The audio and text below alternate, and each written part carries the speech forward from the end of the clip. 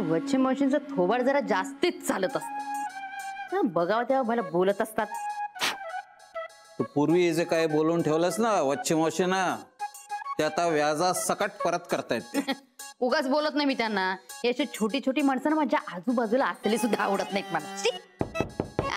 आल्या काहीतरी बोलायचं शिल्लक राहिलंच असणार मला.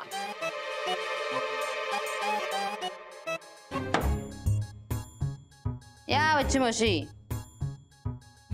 अगं बाई, आता याने काटा काढणार का माझा?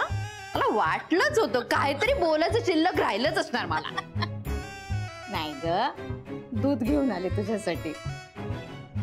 रागवलीस का माझ्यावर?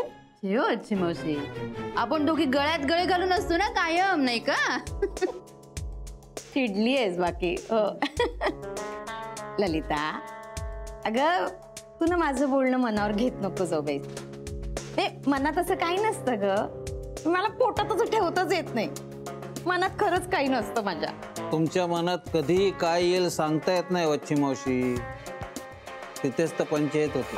भाऊजी एक सांगू का, 4 माणसात बोलताना त्यांचीच पंचायत होते ज्यांच्या जिभेवर एक असतं आणि पोटात एक असतं.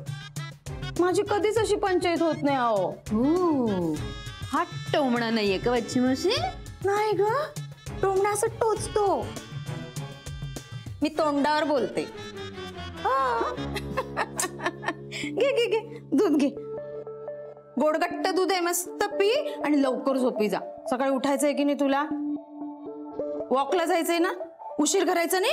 मी येते उठवायला. जागरण करू नको.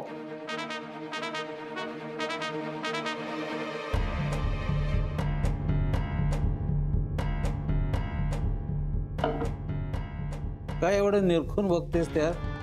वच्ची मावशीने विष घातलं असेल का दुधात? वॉकला जाण्याचा एवढा आग्रह का करतायत वच्ची मावशी?